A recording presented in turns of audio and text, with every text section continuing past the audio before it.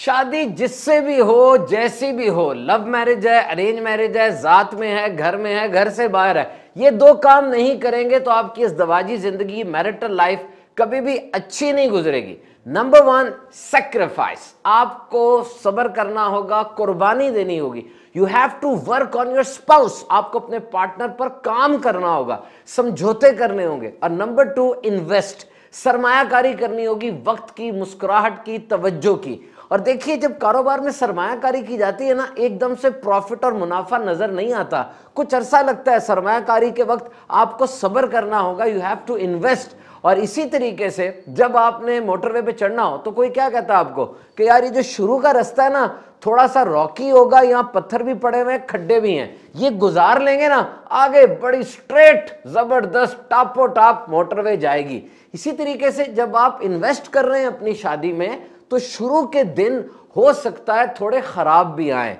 अब छोटी सी बात पे भिड़ के आप बैठ गए, सारा दिन रुस्से रहे, ये काम नहीं चलेगा। सरमायाकारी हो रही है ना, अभी समझ रहे हैं एक दूसरे को, तो शुरू के दिन सब्र के साथ गुजार लें। एक दफा जब काम शुरू हो जाएगा फिर इंशाल्लाह बेड़े पार है। और ये हमेशा याद रखें कि मियां बीवी की नीड्स डिफरेंट है। What is the need of your wife? एक बीवी की नीड क्या है? बेसिक नीड वो है लव, मोहब्बत। उसको अपने एक्ट से, अपने अल्फाज से, अपने एक्सप्रेशन से आपने ये बताते रहना है, बाकायदा लफाजी करनी है, बताना है कि मैं तुमसे मोहब्बत करता हूं। ये बात उसको बतानी है, जितानी है, समझानी है। लेकिन हस्बैंड की, मर्द की नीड वो डिफरेंट होती है। And the need of your husband is respect. मर्द इज्जत चाह रहा होता है, उसको अपने अल्फाज से, अपने एक्ट से ये बताना होगा कि मैं तुम्हारी इज्जत करती हूं। इससे उसको मान मिलेगा और रिश्ता अच्छे तरीके से निभता रहेगा। And remember, women they are emotional beings and men they are logical beings। यानी औरत में एहसासात, महसूसात और ये जो जज्बात ये बहुत ज्यादा होते हैं, जबकि मर्द जो है वो फैक्ट्स पर, लॉजिक्स के ऊपर और जिसे कहते हैं दलाइल पर, हल पर वो फोकस कर रहा होता है। जब एक औरत नाराज हो जाती है, उसको उस नाराजगी वाले पोर्शन से निकलने का ज़हन नहीं होता कि फौरन मैं निकल जाऊं, नहीं, वो उसमें रहना चाहती है। वो चाहती है उसके पास आए, उसका हाथ पकड़े और उससे बात करें, उसकी फीलिंग्स को बाहर लेकर आए, उसके एहसासात को सुने। But in case of men this is not the scenario. Men they are factual beings. वो फौरन उस मसले से बाहर निकलते हैं, वो कहते हैं हल इसका ये है, फैक्ट्स ये हैं, दलाइल ये हैं, लॉजिक, मंतिक ये है, और वो इस तरीके से डील करते हैं। तो मर्द को अपनी बीवी से क्या पूछना चाहिए कि तुम्हारे जज्बात क्या हैं, और औरत को अपने शौहर से क्या पूछना चाहिए कि जो मसला बना, इस मसले का हल क्या है। और इसी तरीके से आपने नोट किया होगा कि जब एक औरत अपसेट होती है तो वो बताती नहीं वो अपसेट क्यों है। क्या हुआ आपको? कुछ नहीं हुआ, बस ठीक हूं, बस कुछ नहीं हुआ। अब वो जिसे आप कहते हैं रुस गई है या कहते हैं कि नखरे कर रही है, ये केस नहीं होता। Women they have a separate set of emotions and women they are emotionally more intelligent than man. औरत जो है वो जज्बाती तौर पे ज्यादा इंटेलिजेंट है मैन से। और अब हुआ तो है कुछ, क्योंकि मर्द और औरत दोनों को पता है कि डीप डाउन कुछ है, लेकिन औरत इकरार नहीं कर रही। वो कह रही है नहीं हुआ, ठीक हूं, सब ठीक चल रहा है तो सही कुछ, क्योंकि औरत ये एक्सपेक्ट कर रही है कि मर्द को खुद ही पता चल जाएगा मुझे क्या हुआ है। ऐसा होता नहीं है। वो क्यों भी नहीं दे रही, कोई इशारा भी नहीं दे रही। तो इस तरीके से फ्रस्ट्रेशन और टेंशन बढ़ती है और रिश्ते में दरारें आती हैं। ऐसा नहीं करना चाहिए, बल्कि ओपनली बता दें मुझे क्या मसला है, ताकि वो जो एक गाड़ी चल रही है सही, उसमें ब्रेक ना आए, गाड़ी चलती रहे। और जब भी मियाँ बीवी में कोई कंफ्लिक्ट हो, इख्तलाफ हो, लड़ाई हो जाए, तो कुछ बातों को मद्देनजर रखें। नंबर 1, कभी भी वो सच जो आपने बहुत दिनों से बचा के रखा हुआ है, अब वो लड़ाई के दौरान ना बोलिएगा, क्योंकि सिचुएशन ऐसी है कि मसला बहुत खराब हो जाएगा। और नंबर 2, कभी भी माजी की बातों को बीच में ना लाएं। देखें, माजी में लोग ना समझ होते हैं, एक दूसरे को समझ रहे होते हैं, ट्रेनिंग हो रही होती है और बहुत कुछ हुआ होता है। अगर तो आपने उस इमोशनल सिचुएशन में जो पहली भड़क रहा है काम, उसमें एक और ये धमाका कर दिया माजी का, अब ऐसा जख्म लगेगा जो कि फिर मुंदमिल नहीं होना। ये जख्म अब ठीक नहीं होगा। आपको एहतियात करनी होगी, क्या चीज़ शेयर करनी है, क्या चीज़ सुननी है, क्या चीज़ सुनानी है। बहुत से रिश्ते की टूटने की वजह वो माजी को बार बार दोहराना होता है। ओ ये तो हमेशा से ही ऐसा था, तुम तो हमेशा से ऐसी थी, इस तरह की बातें करेंगे तो काम खराब होगा। And whenever there is a conflict और friction between the two partners, never argument in a defensive tone. जब भी कोई प्रॉब्लम हो जाए, लड़ाई हो या कोई मुज़ाकरात हो रहे हो या गुफ्तगू हो रही हो, तो डिफेंसिव ना हो। डिफेंसिव का मतलब यह है that you are responding with defensive tone. No, respond with a solution tone. कि आप इसलिए सुन रहे हैं कि आप आगे से सुनाएंगे, नहीं, आप इसलिए सुने कि आप आगे से हल देंगे।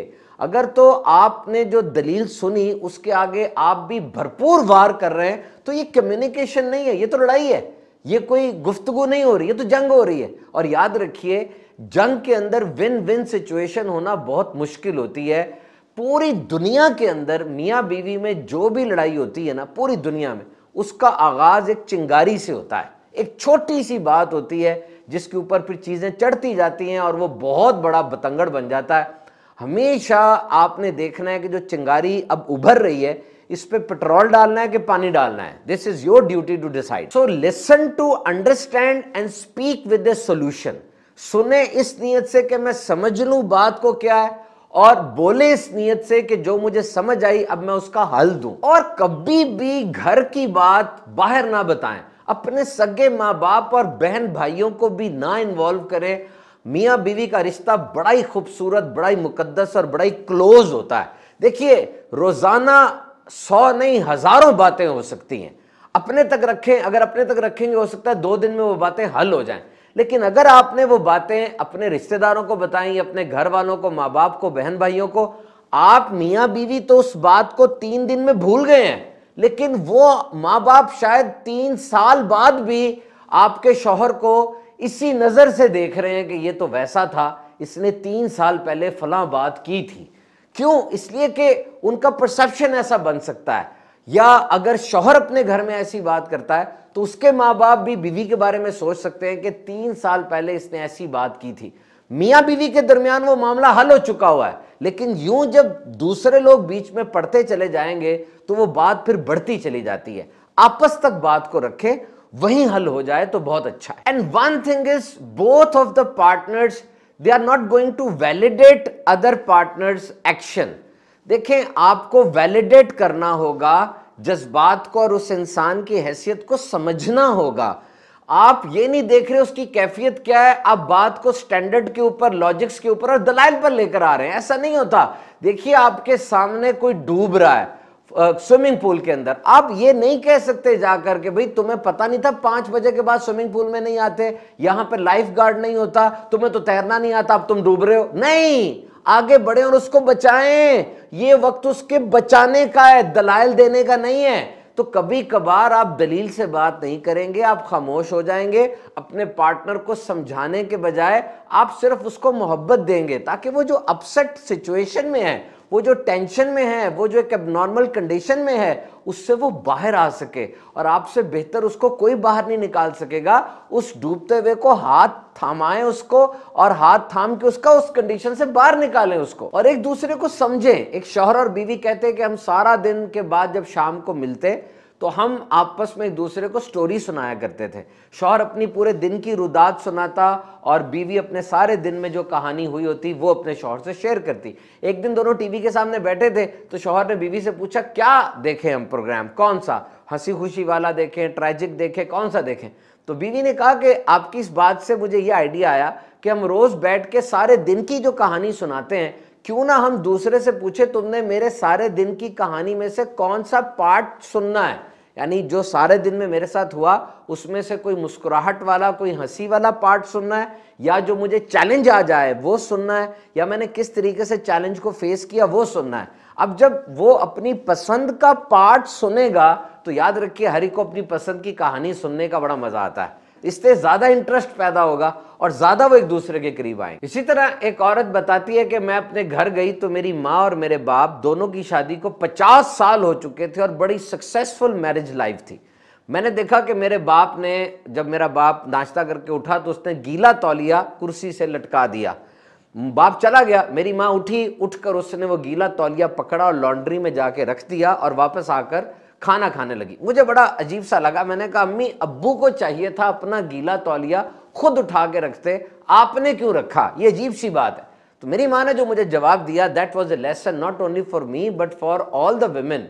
तमाम औरतों के लिए बेहतरीन लेसन था कि देखो, जब आप इकट्ठे रहते हैं, आपके पार्टनर की बहुत सी बातें आपको इरिटेट कर सकती हैं, आपके पार्टनर की बहुत सी बातें आपको परेशान कर सकती हैं। आप अगर हर बात पे भिड़कते रहेंगे तो फिर आप इतनी जंगें नहीं लड़ सकते। You have to choose your battles. आपको अपनी जंगें चुननी होंगी। इस तरीके से मैंने तौलिया उठाया और रख दिया, एक आर्गुमेंट, एक बहस मैंने बचा ली। अगर मैं बोलना शुरू करती, हो सकता है सारा दिन कोई ना कोई नोक झोंक, कोई ना कोई मुज़ाकरात, कोई ना कोई लड़ाई चलती रहती। सिर्फ एक तौलिया उठा के रखा, फर्क कोई नहीं पड़ा, लेकिन एक बहुत बड़ी लड़ाई मैंने बचा ली। तो एक दूसरे पे इजी रहें, try to be easy on one another. अगर आप क्रिटिसाइज करने लगे हैं, तंज करने लगे हैं, कोई चुभते हुए जुमले बोलने लगे हैं, तो सोच लें कि आगे से रिएक्शन आएगा। और अगर आप तारीफ करने लगे हैं, हौसला अफजाई करने लगे हैं, तो ये सोच लें आगे से रिस्पॉन्स आएगा। रिएक्शन और रिस्पॉन्स में फर्क होता है। रिस्पॉन्स पॉजिटिव है, रिएक्शन आमतौर पर नेगेटिव होता है। और अगर ऐसा रिश्ता है जैसे हमने जमीन पे चलना और जमीन पर बहुत से अंडे के छिलके मौजूद है, वो इधर ना पाँव रखो पिचक जाएगा, वो इधर ना पाँव रखो ये कुछ हो जाएगा, यानी पार्टनर को लग रहा है कि दूसरा उसको जज कर रहा है, उसके एक एक कदम पर, उसकी एक एक मूव के ऊपर सुपरवाइजर बन के बैठा हुआ है, इंस्पेक्टर बन के बैठा हुआ है, क्या करने जा रहे हो, क्या कर रहे हो, क्या नहीं कर रहे। इस तरह के हालात में भी दूसरा पार्टनर, उसको कंफ्यूजन हो जाती है और वो सही रिस्पॉन्ड नहीं कर पाता। तो आखिर में याद रखिए कि हर रिलेशनशिप में 3 स्टेजेस होती है। नंबर 1 स्टेज, ये बज़ाहिर बड़ी अच्छी लगती है, खूबसूरती, मुस्कुराहटें, अदाएं, तारीफें, एवरीथिंग इज गुड, बड़ा मजा आ रहा होता है, हर लफ्ज और हर action seems to be very beautiful. और स्टेज 2, नाउ डिफिकल्टी अराइज, अब मसला आना शुरू हो जाता है। वो बातें जिन्हें आप इग्नोर कर रहे थे ना, अब वो बुरी लगने लगती हैं। छोटी छोटी बातों पर गुस्सा आ रहा है, थोड़ा अरसा गुजर गया ना, अब पार्टनर के नेगेटिव पहलू ऊपर आना शुरू हो जाते हैं, तो अब गुस्सा आ रहा है, अच्छी नहीं चीजें लग रही। और ऐसे स्टेज 2 के अंदर बहुत से लोग छोड़ जाते हैं, क्योंकि वो पार्टनर को इस हालत में बर्दाश्त नहीं कर पा रहे होते, निभा नहीं पा रहे होते। और अब आती है स्टेज 3, ये सबसे बेहतरीन स्टेज है किसी रिलेशनशिप में। अब स्टेज 3 में आप एक दूसरे को समझ चुके हैं, क्योंकि स्टेज 2 गुजर गई ना, दूसरी स्टेज गुजर गई। अब एक दूसरे से सीख लिया आपने, उसके मिजाज को भी आपने समझ लिया, उसके मनफी पहलुओं से समझौता करने का आपने फैसला कर लिया कि यार ये जैसा भी है ये मेरा है और मैं इसका हूं, अब मैंने इसके साथ चलना है। और अब खुशी और गमी वो भी एक हो जाते हैं। This is the true love. तो जब भी आप अपने स्पाउस को चुनने लगे, अपने पार्टनर को चुनने लगे, याद रखिए आप किसी आम आदमी को नहीं चुन रहे, आप उस बंदे को चुन रहे हैं, आप उस इंसान को चुन रहे हैं जिसके साथ हर गमी में अब आपने साथ होना है, जो हर खुशी में आपके साथ होगा, जो आउटिंग में आपके साथ जाएगा, जो कि आपके बच्चों का बाप या आपके बच्चों की माँ बनेगा, जिसकी हर कमजोरी को आपने सहना होगा। और वो एक इंसान है जिसमें गलतियां जरूर होंगी, उनको भी आपने निभाना होगा। Have a good and excellent marital life.